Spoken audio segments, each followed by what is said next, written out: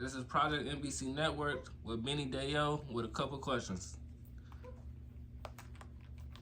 What was the moment you knew, yeah, music was my calling? After just a bunch of prayer for real. I wouldn't necessarily say it's my calling, but it's I'll me what I was praying was asking God what I'm supposed to be doing, um, what my purpose is, how I could contribute to building the kingdom. And a lot of people like just kept on mentioning my music at that time, like asking me when you gonna start making music again, why you stop making music, you talented, you should start doing this again, whatever, like different encouragement or like I say questions pertaining to that subject. Like it had just showed me like, all right, like I'm not gonna say that's my calling, like my sole purpose, but I definitely know that's something that I'm supposed to be doing. What's the hardest part about chasing your dream?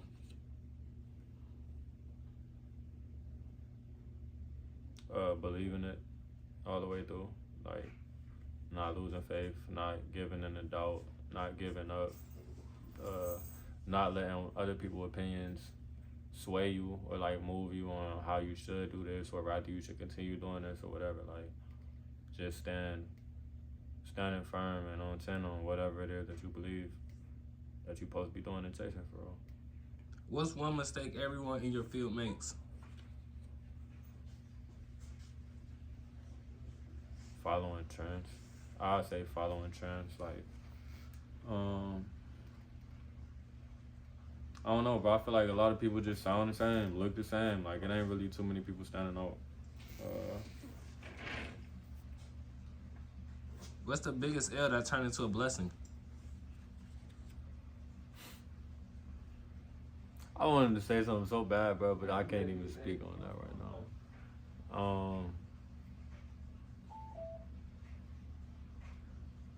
When you plan on dropping this? Let me ask that. Then, Tonight. Say yeah, it. I ain't gonna say that. I'm gonna wait. But, um, my biggest L that turned into a blessing.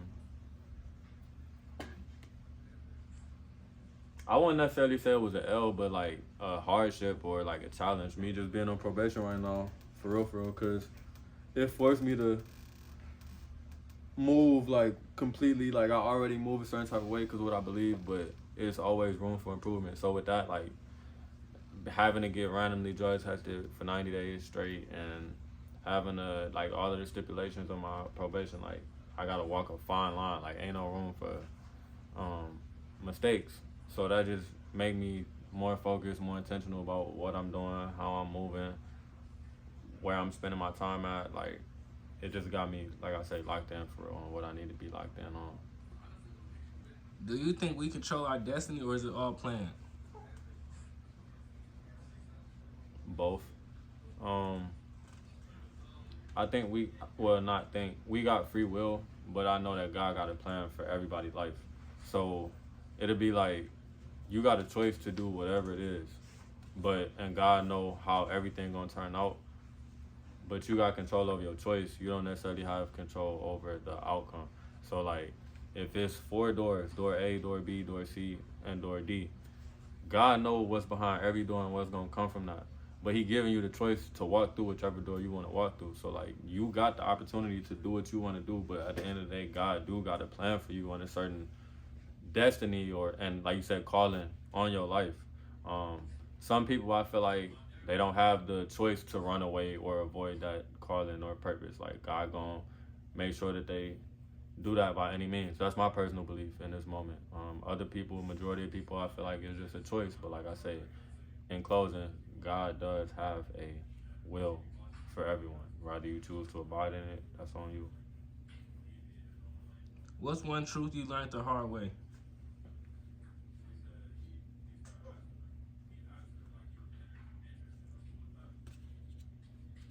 Everybody not your friend. That just come from like wanting to be accepted though. Wanting people to like you, wanting to feel quote unquote love or fill voids, whatever. Like most of the main reasons people chase that, accept it. Like I said, but that puts you in a lot of situations. You could lose your life. You could lose your freedom. You could lose um, finances. You could lose important, genuine relationships chasing the ones that aren't that. Um, cause yourself a lot of grief, unnecessary grief,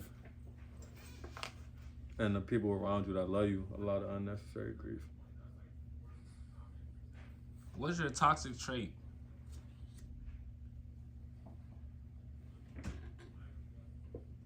Being so um, toxic trait. Being overly like critical or analytical, critical of like myself and other people sometimes. Like analytical, just overthinking, observing everything, feeling like everything got a deeper meaning, or like sometimes things just do be surface level, and it'd be hard for me to receive that from certain stuff. What inspired your artist name? So it's what's it called? Uh, Haitian Creole. So I did that because like me as a person, I'm like a reserved. Like I talk, I express myself or whatever, but I'm not just the most naturally social person. Like I speak when I'm spoken to. So saying all that to say, me being reserved, it's kind of like I get in a room or get in the car with somebody or whatever, and they may not necessarily be able to read me, or it's like I'm kind of like I'm a mystery, so to speak. It could come off like that, and it ain't intentional. That's just me. And so like with it being in another language, if you don't know that language, you're not gonna know what it means. And then if somebody asks, or not even necessarily that I want people to ask, but more so the fact when you say it, that you giving blessings and praise and thanks to the Father first and foremost, but you also sending blessings to me, and likewise me to you when I said, because Beni.deyo mean bless you, and also means to give thanks and praise or thanksgiving to God. So yeah, that was the main reason, just putting good positive energy in the air every time it gets said. What's the hardest part about creating music people don't see?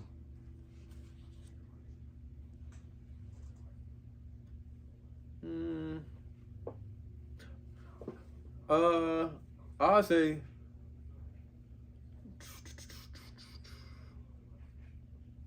you said the hardest part about creating music people Don't see. don't see.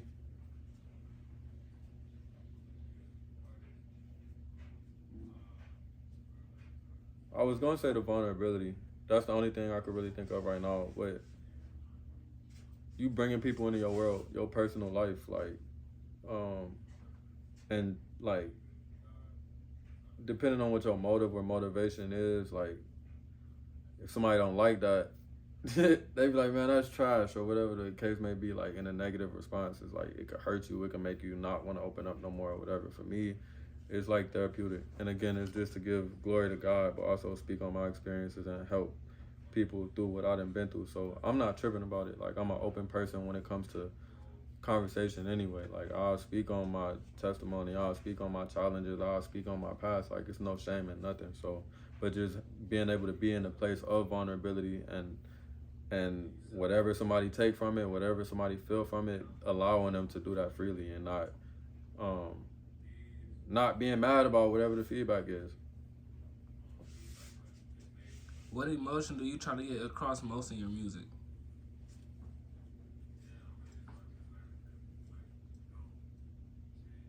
Mm,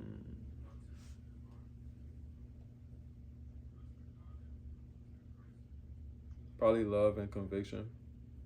Um, Love, because that's what we all need. And again, you can't separate God from love. So you can't give love without God, and you can't get to God without love. Like it's one and the same. So just helping people recognize how to treat each other, how to love each other, how to love God, and how to recognize the darkness of the world, all of the hate that's in the world, and be able to see like, dang, this how they got us programmed, or this where I am right now, and this what I'm struggling with. Just being able to look at yourself in the mirror and be real with yourself, to acknowledge your flaws, or your weaknesses, or your darknesses, so that you could come out of that conviction, go hand in hand with it. Like, dang, I'm really messed up in this way or area, or like again, being able to just self reflect and desire to get right with God, desire a relationship with Jesus, desire to repent and get in the word and build on that relationship for real to free yourself from the bondage of sin. What do you think separates a real artist from someone just making noise? When you listen to a song and it sound like it don't got no purpose, or it sound like they just went in the studio and just said anything. Granted, I guess I don't want to call that a genre, but I feel like today some people might look at it as such. But it's like, bro, if you don't have no purpose, if you're not trying to convey no real message, if you, or even if you is trying to convey a message, if it's a message of destruction, negativity, darkness, wickedness, evilness, we don't need it. Like, that's not music for real. Like, you are a tool for the devil. Like, we could do without that. So me personally, like, that's how I say the difference is like what you talking about. If you are able to get a message across and stimulate people's minds and have them actually think and rather be look at themselves, look at the world, reflect on the depths of certain things. Like music is it's an art form, so yeah, it's gonna look different for everybody. But if I go and I feel like that with art, you will go in an art museum and see it look like somebody just scribbled a line on a canvas and they selling it for $5,000. Like that's to me, like I'm not disrespecting their craft, but I feel like it's disrespectful to real artists who take time to go and sit down on the painting and spend 36, 48 hours on the painting a week, however long they take, and you could really see the time they put into it, the effort, the meaning behind it, and everything. And you feel me? And then you look at that, and they charging 5,000 for this. For I wouldn't even call it a piece, but for this, whatever you want to call it, somebody else got a real work of art, and that's getting neglected or minimized or overlooked for real. Like that's how I would describe the difference in my opinion. Some stuff just literally be noise. How has pain or struggle shaped your sound? Um,